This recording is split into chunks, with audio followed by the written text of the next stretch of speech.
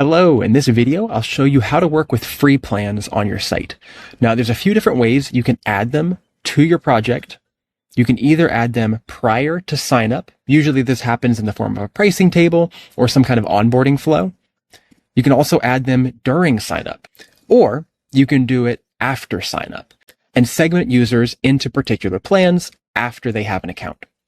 There are pros and cons to each method here, but it really depends on what your use case is and what your goals are.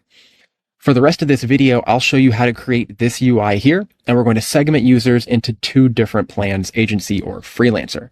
So I'll copy this component, come over here to my site and paste this in. And then here we have two different links, which we can set up redirects to the dashboard page. This is where I want my users to go once they have a plan. And you could make these two different unique dashboards for each user type, or in this case, I'll just do one shared page. And then we need to add our custom attributes. If we go back over to Memberstack, we will see right here, we have the ability to add the plan whenever a member clicks on a button or a page element. I'm going to copy this attribute and paste it right down there. That is our plan ID, and it's what gets added to the member when they click on the button. Now, if I were to save and publish this site and click on this button, it would automatically add the plan to my member. Now, a few other things to note here, that if I were to go with, let's say, this kind of interface, where I want people to select from free plans prior to creating an account, what would happen is it would remember what they clicked on, and then once they sign up, it would add that free plan.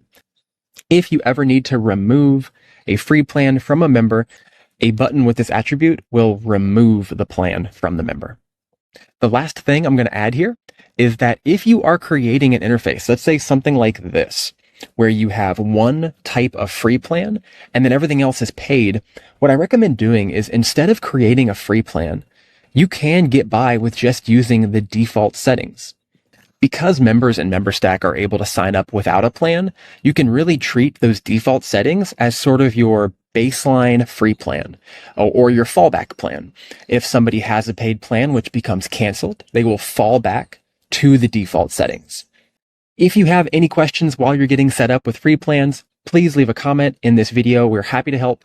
And that's it. Thanks for watching. Have a great day.